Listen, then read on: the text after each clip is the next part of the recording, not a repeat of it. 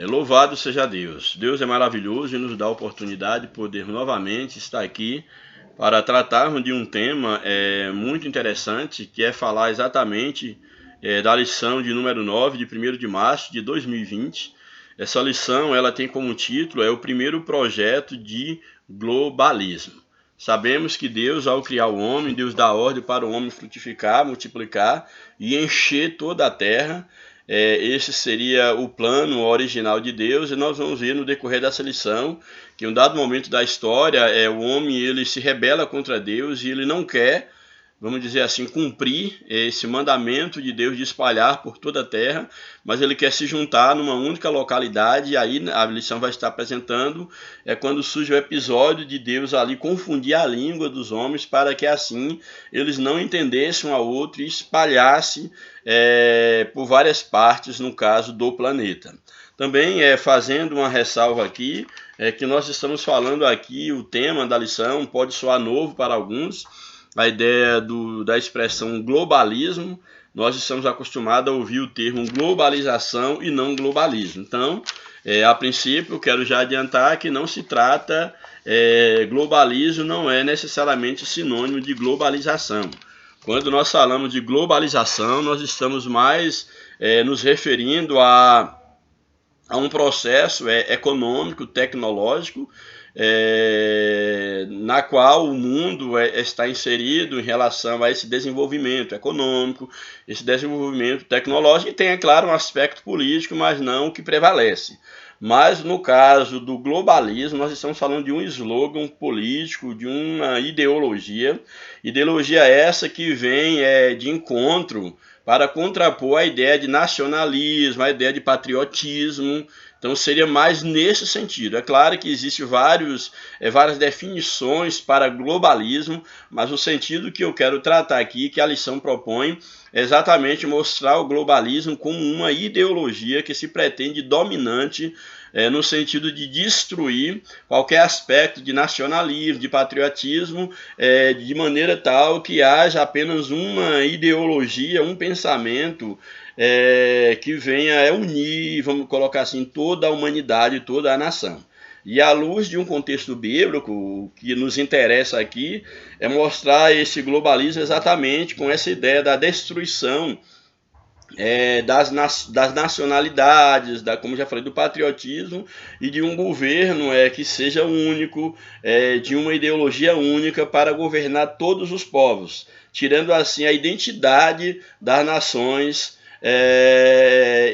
no sentido individual. Então a ideia aqui do globalismo vem exatamente nesse sentido para se opor à questão do nacionalismo e do patriotismo. E à luz de um contexto bíblico, nós sabemos que o projeto de globalismo, de que todas as nações do mundo estejam debaixo de uma mesma bandeira, de uma ideologia. A Bíblia nos apresenta que haverá um momento na história escatológica onde aquele que se opõe a Cristo, o anticristo, ele há de propor uma ideologia globalista, um governo universal, onde aí o anticristo ele vai se oferecer como salvador do mundo, como aquele que vai propor uma paz universal e todos estarem debaixo de um mesmo governo, extinguindo assim, no caso, as nacionalidades, o patriotismo, etc. Então é nesse contexto que nós estaremos trabalhando aqui a ideia desse projeto de globalismo que já surgiu desde lá no início da história, ou na reconstrução da história pós-diluviana. Então esse é o foco, é o recorte da lição aqui, tratando desse primeiro projeto de globalismo, no sentido de uma primeira tentativa de uma ideologia de unir, no caso, o povo, de não possibilitar a identidade de povos, de nações, com suas características, por que não dizer também com suas ideologias particulares, com seu patriotismo. Então esse é o sentido da lição, o sentido que nós estaremos apresentando aqui, é claro, de uma maneira um tanto quanto panorâmica, não de uma maneira aprofundada, à medida que a lição aqui está nos apresentando. Então, nós estaremos vendo exatamente isso, o primeiro projeto de globalismo. O textuário da nossa lição nos apresenta o seguinte: por isso, se chamou o seu nome Babel, porquanto ali confundiu o Senhor a língua de toda a terra, e dali os espalhou o Senhor sobre toda a face da terra. Então esse aqui é um texto que nós temos aqui no livro de Gênesis, no capítulo 1, verso 9, que ele vai aparecer aí no capítulo 11, melhor dizendo, verso 9, que vai aparecer na leitura bíblica em classe que nós estaremos explorando, que nos fala exatamente quando desse episódio ali de Babel, quando aquela geração pós-diluviana, ela pretende, no caso, criar um nome, não espalhar sobre a face da terra, cumprindo uma ordem divina e construir uma cidade, uma torre que pudesse tocar até os céus, confrontando assim uma ordem divina de que as nações deveriam existir, que eles deveriam espalhar por sobre a face da terra. A verdade prática nos apresenta: o globalismo afronta os propósitos de Deus quanto ao povoamento e ao governo da terra. Então, exatamente o propósito divino é que a terra fosse povoada, que houvesse governantes, que houvesse identidades de nações. Esse era o propósito de Deus, porém o globalismo ele vem exatamente de encontro a este princípio. Aí no livro de Gênesis, no capítulo 11, como nós mencionamos a princípio, capítulo 11, verso 1 a 9, nós vamos ter exatamente a leitura bíblica em classe. Então você pode aí acompanhar na sua Bíblia, Gênesis capítulo 11, verso 1 até o verso de número 9. Então nós vamos ver aqui o que nos apresenta aqui o texto da palavra de Deus, e eu creio que essa lição ela vai nos possibilitar que nós tenhamos aqui uma leitura, algumas informações importantes sobre o propósito de Deus para a humanidade quanto à questão do povoamento da terra e a maneira como os homens eles vieram a se comportar diante dessa ordem divina, tentando não cumprir com o propósito de Deus para toda a humanidade. Então o que nós temos aqui no primeiro verso do capítulo 11 do livro de Gênesis diz o seguinte: e era toda a terra de uma mesma língua e de uma mesma fala. Então nós temos aqui esse retrato aqui de Gênesis 11, o verso 1 a 9, como nós já falamos. Esse episódio ele vai envolver exatamente essa parte histórica após Deus ter enviado o dilúvio como punição daquela geração perversa.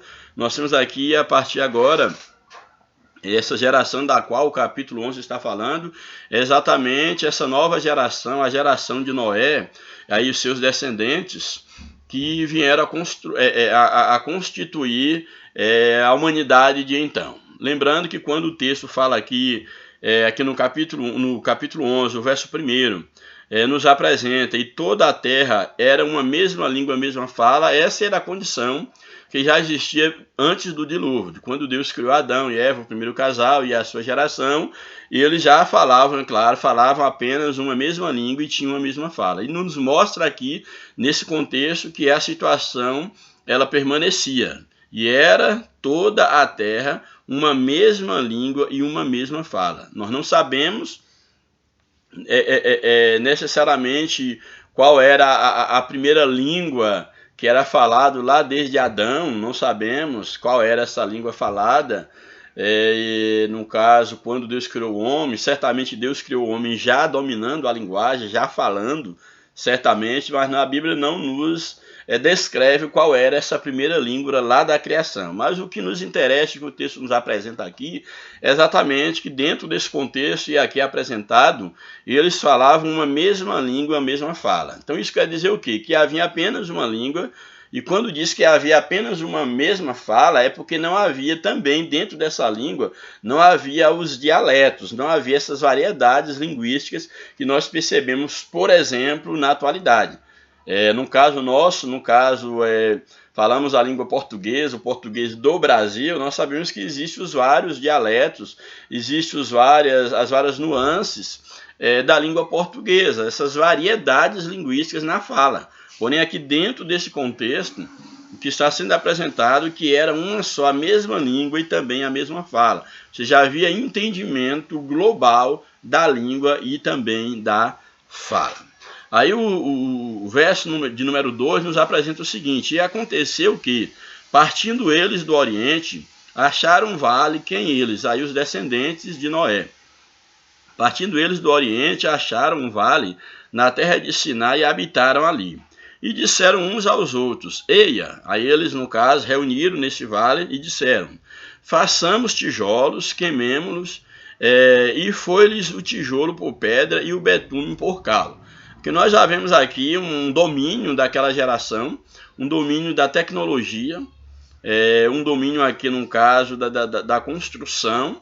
Então já era, essa geração já havia alcançado um certo desenvolvimento tecnológico, que a gente for olhar no contexto maior da Bíblia, nós já percebemos que essa é uma geração que houve um avanço significativo no sentido do domínio de tecnologias. Então, eles decidem reunirem como um só povo e edificar uma cidade, edificar uma torre para si, como o texto aqui ele nos apresenta. Disseram uns aos outros: eia, façamos tijolos, queimemo-los bem, e foi-lhes o tijolo por pedra. Aí já essa questão dominando essa técnica de fazer o tijolo, e o betume por cal. E aí o verso 4, e disseram: eia, edifiquemos nós uma cidade. A proposta era essa: edifiquemos uma cidade e uma torre cujo cume toque aos céus. Então, eles queriam edificar uma cidade para que todos estivessem juntos. Essa cidade teria uma torre muito alta. Essa torre, ela seria uma torre, no caso, que tocaria aos céus. Aqui, tocar aos céus, é claro que é uma linguagem metafórica, não é tocar o céu no sentido de tocar Deus, ou seja lá o céu atmosférico, mas que seria uma grande torre. E aí muitos fazem uma leitura aí nas viagens, que alguns fazem, alguns pregadores fazem, alguns dizem que tocar o céu seria no sentido de ferir a Deus.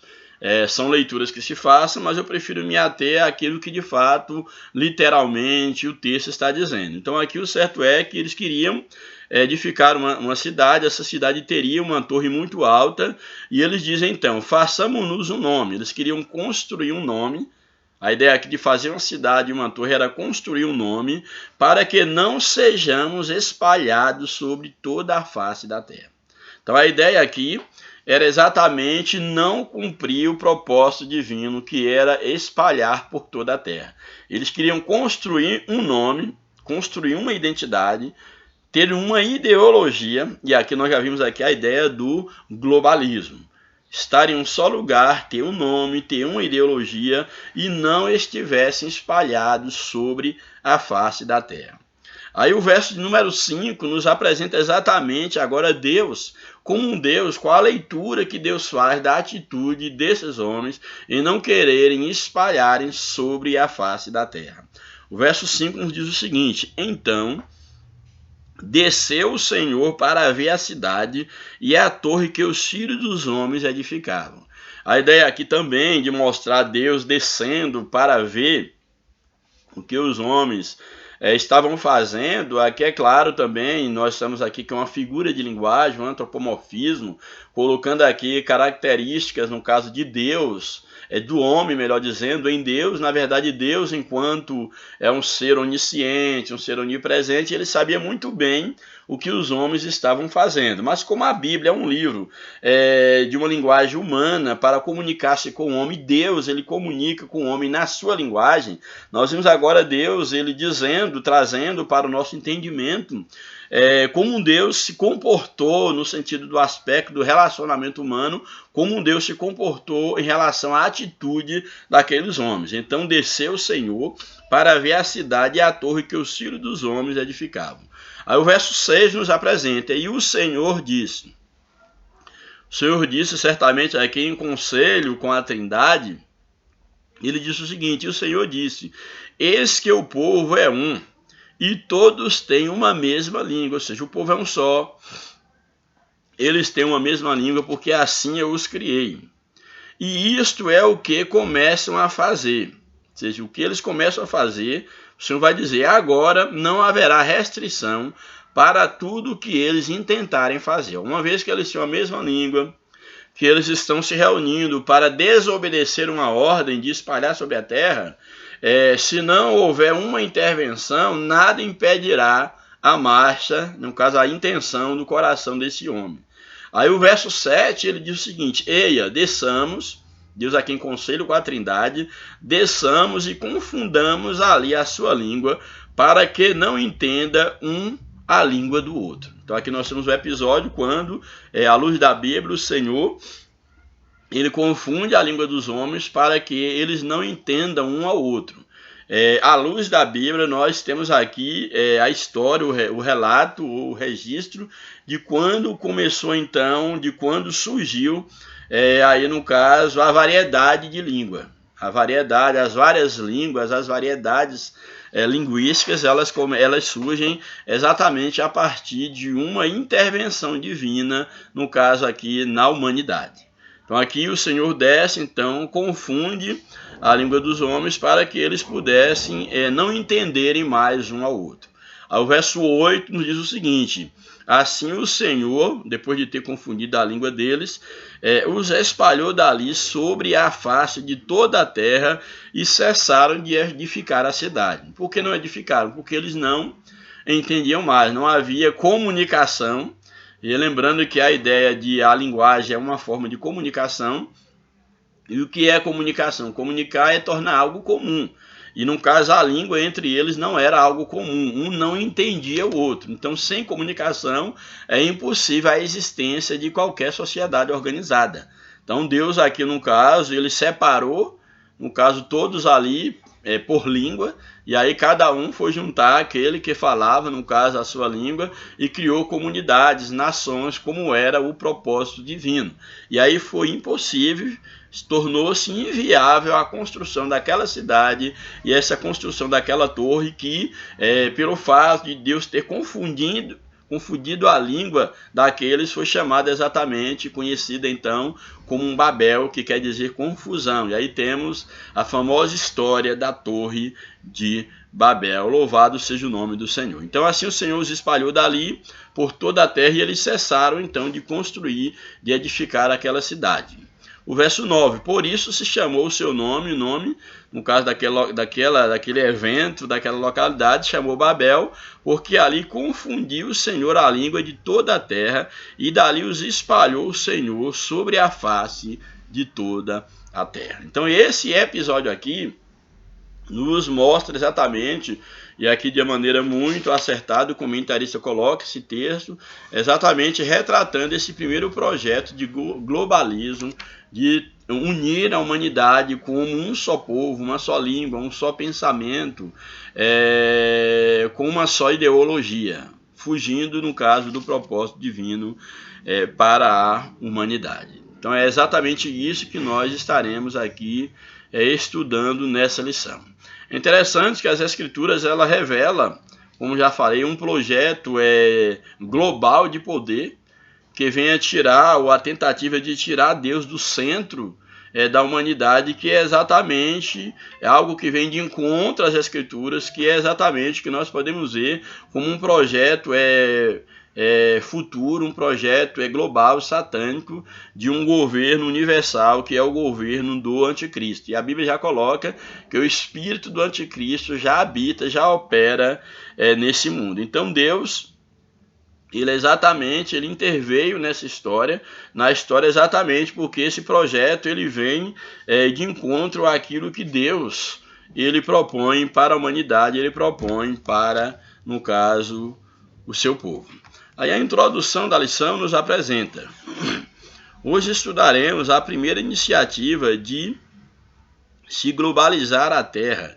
Essa apostasia teve lugar em Sinear, na Mesopotâmia, aquela região. Ali homens ímpios e dissolutos incitaram a descendência de Noé a aglomerar-se num só lugar sob um governo, sobre um único governante. Essa descendência de Noé foi, no caso, seduzida a isso. Foi assim que nasceu o globalismo, ou seja, o que é o globalismo? Uma doutrina contrária ao propósito divino quanto à povoação e ao governo de toda a terra.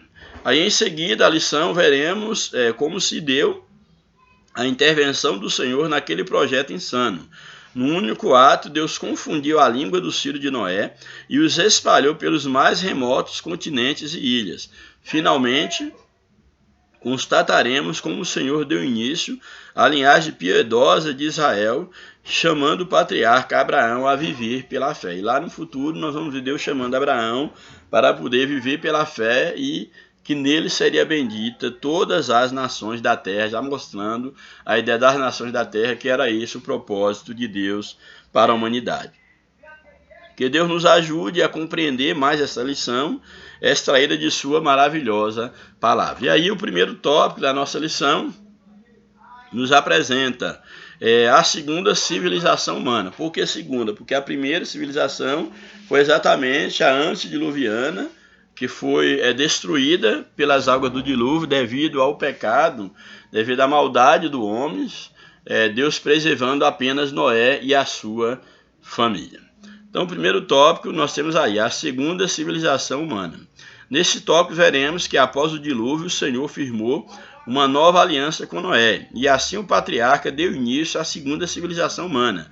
Todavia, o seu filho mais novo, rebelando-se, inaugurou outro período de decadência e menosprezo em relação aos mandamentos divinos. Nós temos então aqui uma síntese do que estaremos vendo aqui neste ponto. O primeiro subtópico nos apresenta aí a apostasia de Cã e de Canaã. Cã, filho, no caso aqui de Noé, e Canaã, o seu descendente. Cã, ele se apostatou do Senhor, ele pecou contra o Senhor ao poder, no caso, além de ver o seu pai nu, ele zomba, no caso, da maneira como o seu pai se encontrava, e quando Noé, depois de despertado da sua embriaguez, ele então lança uma maldição sobre Canaã, filho de Cã.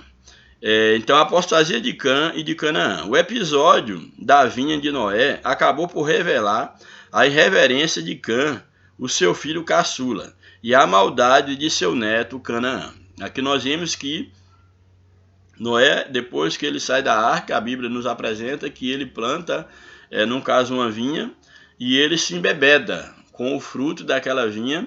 E no caso aí, quando ele estava ali naquele estado de embriaguez, a Bíblia nos apresenta que ele se despiu das suas roupas e estava então nu, e dentro daquele contexto era vergonhoso, o filho jamais poderia ver a nudez do seu pai, porém o seu filho mais novo, Cã, ele no caso vê o seu pai nu, ao invés de encobri-lo, cobrir a sua nudez, ele zomba do seu pai e vai espalhar para todos os seus irmãos. Aí Gênesis 9, verso 20 ao verso 29, Gênesis 9, 20 a 29, nos diz o seguinte: sendo Noé lavrador, passou a plantar uma vinha, bebendo do vinho, embriagou-se e pôs nu dentro de sua tenda. Cã, pai de Canaã, vendo a nudez do pai, fê-lo saber fora a seus dois irmãos. Foi contar aos seus dois irmãos, no sentido de estar zombando da situação de seu pai.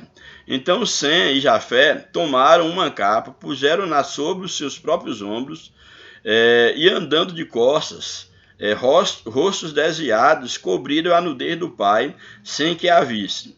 Despertando Noé do seu vinho, soube o que lhe fizera o filho mais moço.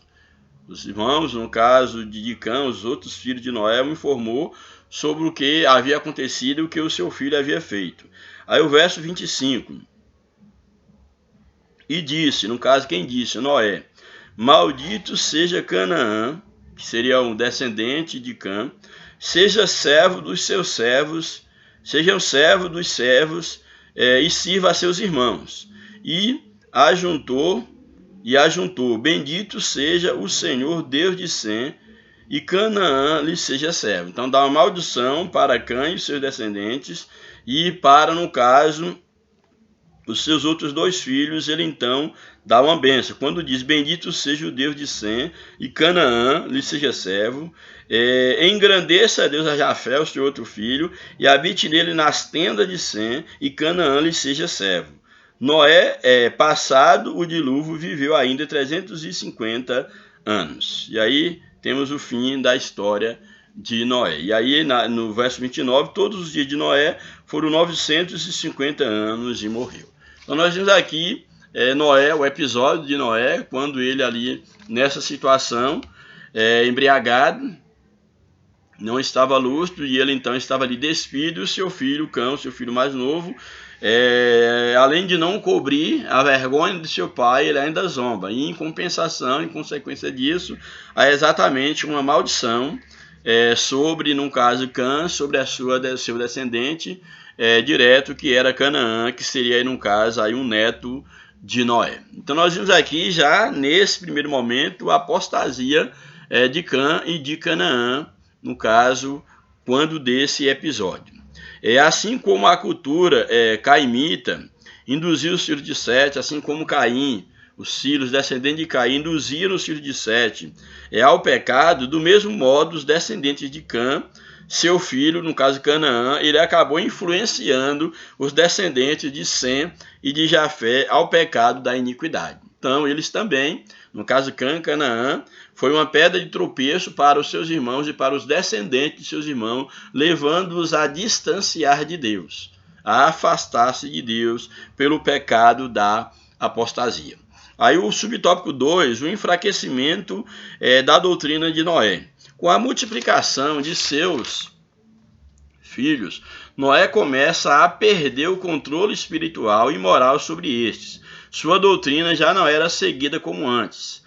Haja vista que Cã, seu filho, viu a nudez de seu pai e propagou a seus irmãos um desrespeito à dignidade de Noé. Então nós vemos aqui que já, à medida que, no caso, os filhos de Noé vão crescendo, aqui no caso, mais especificamente de Cã, ele já não tem tanto respeito pelo pai, os ensinamentos do seu pai, o respeito, a consideração, ele já vai perdendo pelo seu pai. Sim, faltou muito pouco para que essa nova civilização tivesse o mesmo destino da anterior. Então, por pouco, essa civilização pós-diluviana não teve o mesmo destino de destruição que a anterior.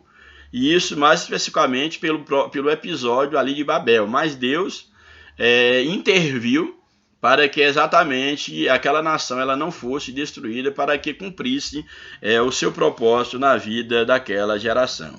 Então, além do mais, Noé não estaria para sempre com os seus descendentes, a fim de refrear-lhes o excesso e os desatinos. Daí Deus intervir naquela situação exatamente para que ela não fosse destruída.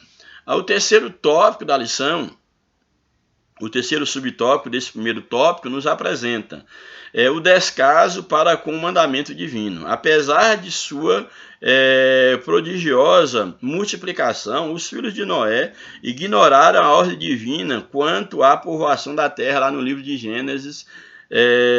No princípio já havia falado da ideia de crescer, multiplicar e encher a terra, e agora os filhos de Noé estão ignorando esse propósito quando ele diz: vamos formar um nome para nós, para que nós não espalhemos sobre a terra, como nós já lemos aí no texto. Então, ao invés de se espalharem, aglomeraram-se desobedientemente num só lugar. Daí a necessidade de Deus intervir por amor àquela geração, por amor à humanidade.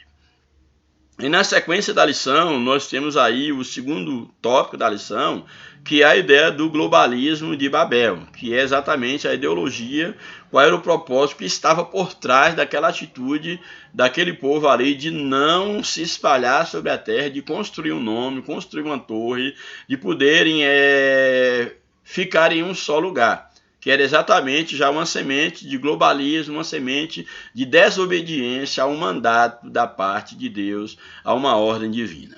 Então aí o segundo ponto, o globalismo de Babel. Naquele estágio, a civilização iniciada por Noé dispunha de todos os fatores para criar uma sociedade ímpia e globalista. Ele tinha todas as condições. Já dominava tecnologias, tinha uma única língua, tinha todos os fatores que possibilitasse a desobedecer uma ordem divina e a manter-se todos, no caso, em um só lugar, uma sociedade ímpia, uma sociedade globalista em um só lugar.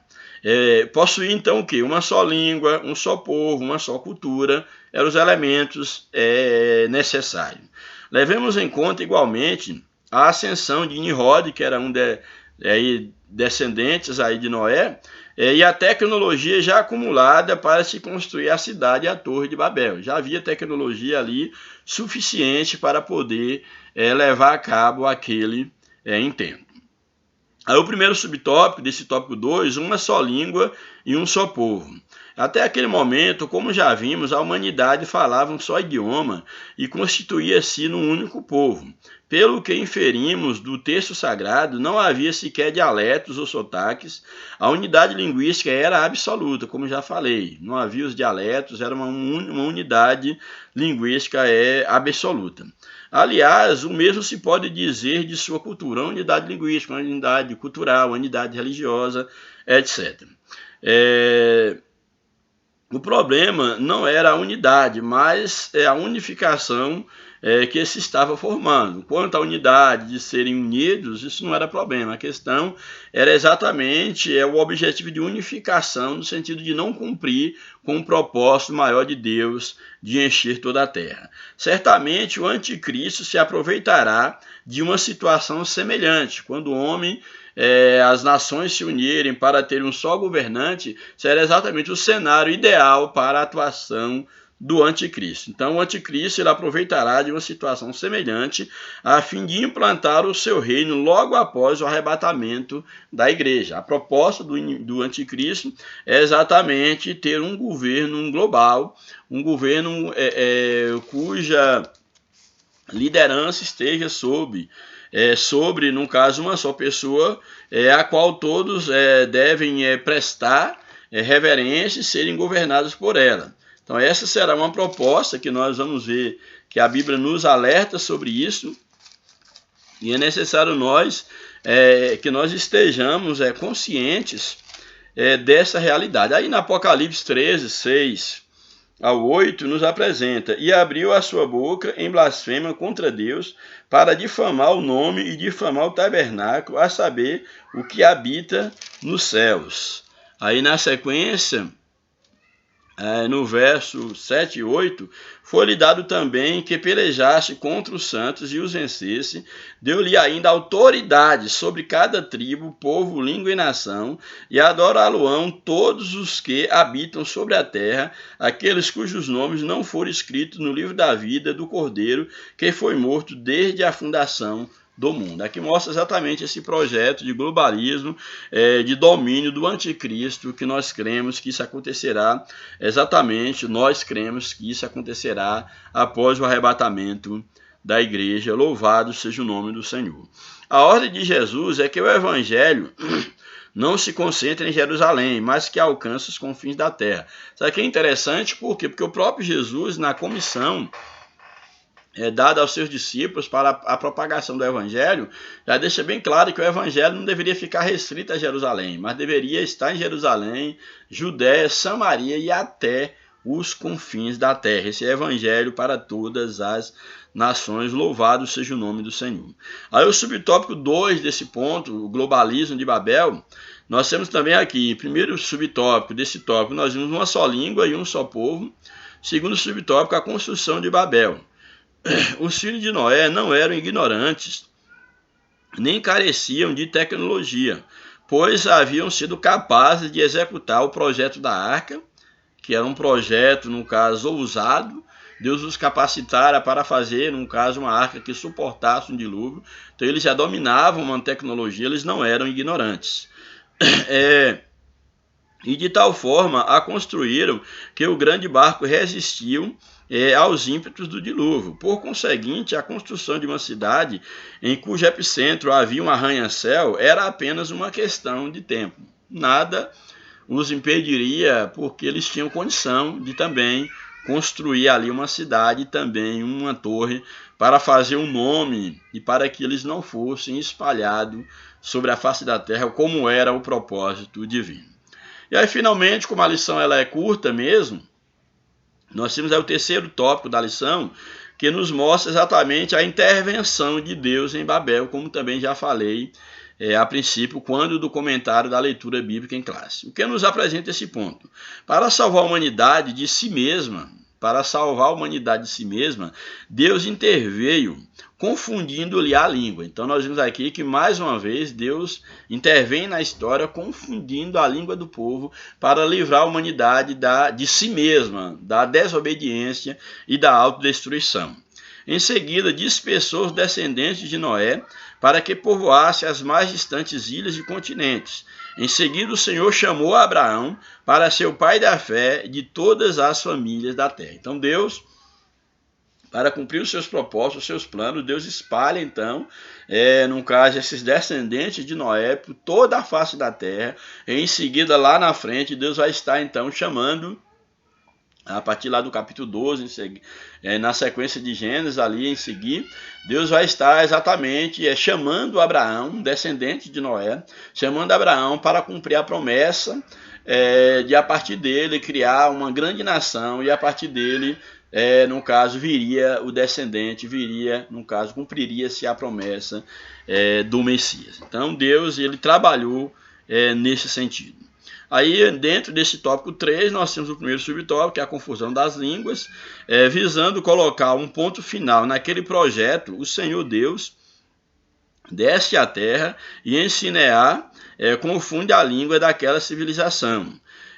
Desentendendo-se, os filhos de Noé, no caso, agrupam-se, eles vão agrupar-se, de acordo, no caso, com a nova realidade linguística, cada um procurando o seu nicho linguístico e se agrupando e formando, então, nações, espalhando-se sobre toda a face da terra. Então, Deus, na sua sabedoria, ele confunde ali várias línguas, e aí cada um vai procurar aquele que fala a sua língua e formar, no caso, a sua nação. A rebelião daqueles homens fora realmente grande, mas como Deus havia prometido não mais destruir a humanidade, decide espalhá-la para que os homens, separados uns dos outros, tivessem mais oportunidade de sobreviver numa terra contaminada pela apostasia. Então Deus, ele é maravilhoso.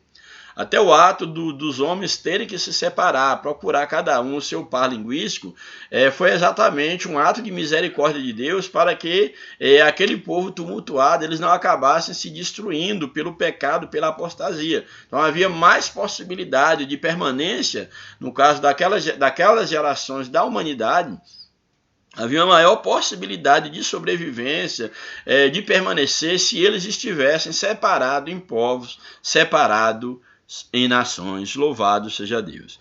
Aí o subtópico 2 nos apresenta os efeitos do povoamento da terra. Sabemos que Deus forçou o descendente de Noé aos confins do mundo. Caso isso não tivesse acontecido, aquela geração teria o mesmo destino, no caso dos pré-diluvianos, seriam destruídos da mesma forma. Assim como aquela geração chegou aos confins do mundo, o Senhor Jesus ordena-nos a levar o Evangelho até todos os povos e nações, para que todos venham ouvir as boas novas de salvação. Então Deus, o propósito divino é o mesmo, que o Evangelho de Deus, o Evangelho de Cristo, o Evangelho da graça, o Evangelho do reino de Deus, ele seja pregado também em todo o mundo para cumprir-se a palavra do Senhor. Aí o terceiro e último subtópico nos apresenta a eleição de Sem. A história de Abraão começa logo após a dispersão de Babel.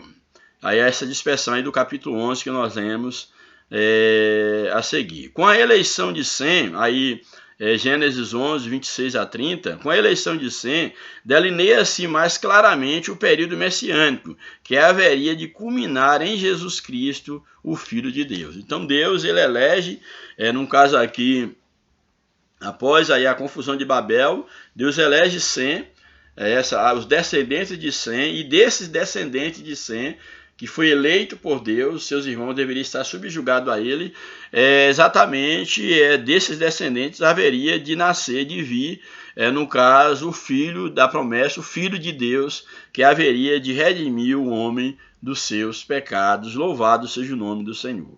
Em sua infinita sabedoria, fez o Senhor duas coisas por ocasião da Torre de Babel. O que Deus fez? Dispersou os filhos de Noé e em seguida chamou Abraão para dar continuidade à linhagem messiânica, da qual sairia Jesus, o Cristo, o verdadeiro homem, o verdadeiro Deus. Então Deus, ele é sábio Ele dispersa, no caso, aquele povo, em seguida chama Abraão e da sua descendência ele faz promessa que nasceria exatamente o Filho de Deus, o Deus encarnado, para cumprir as promessas, ou a promessa de redenção de toda a humanidade. Aí a conclusão da lição nos apresenta: a fim de preservar a sua obra, o Senhor Deus promulgou duas ordenanças quanto à sua criação. Quais foram as duas ordenanças divinas a fim de preservar a sua obra? Em primeiro lugar, foi o povoamento de toda a terra. O homem deveria povoar toda a terra, a povoação da terra. E por último, a grande comissão através de Jesus Cristo. Interessante que são duas ordens divinas, uma no âmbito material e outra no âmbito espiritual, que Deus dá exatamente para preservar a sua obra-prima, para preservar a criação, a humanidade. A primeira que Deus dá é exatamente para o homem crescer, multiplicar e encher toda a terra. Aí o homem lá peca contra Deus depois. Qual é a segunda ordem que Deus dá? Exatamente a sua igreja, que ela deve levar o evangelho de salvação, a grande comissão dada à sua igreja, que essa comissão deve ser para todas as línguas, para todos os povos, para que todos tenham o conhecimento do evangelho. Então essa última ordem, essa última comissão, é a comissão de levar a Cristo a toda a humanidade.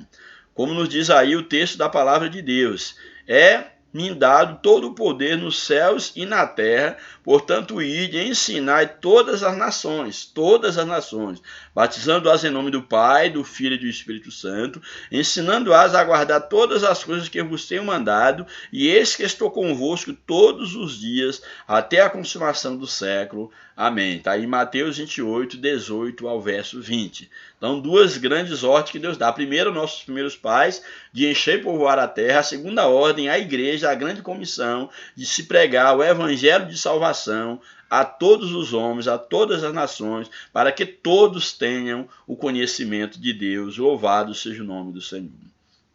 Contra o globalismo, cuja missão é submerger o mundo ao capricho de Satanás, só mesmo a obediência aos termos da grande comissão, evangelização e missões já, Maranata, ora vem, Senhor Jesus. Então que nós possamos entender que é o propósito de Deus que as nações elas existam, mas que todas elas sejam alcançadas pela mensagem do Evangelho, para que sim, elas tenham os seus governos, tenham as suas identidades, mas que elas temam a Deus acima de tudo e que estejam aptas aguardando o dia da vinda de Cristo, onde Cristo será tudo em todos para a glória de Deus Pai. Que Deus nos abençoe, que Deus nos ajude, que nós possamos aprender a cada dia a viver na direção de Deus e a saber que Deus tem um propósito para toda a humanidade.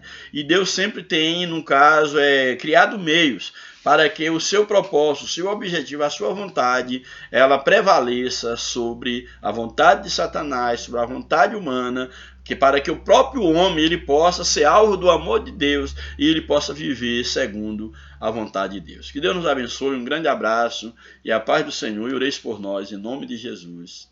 Amém.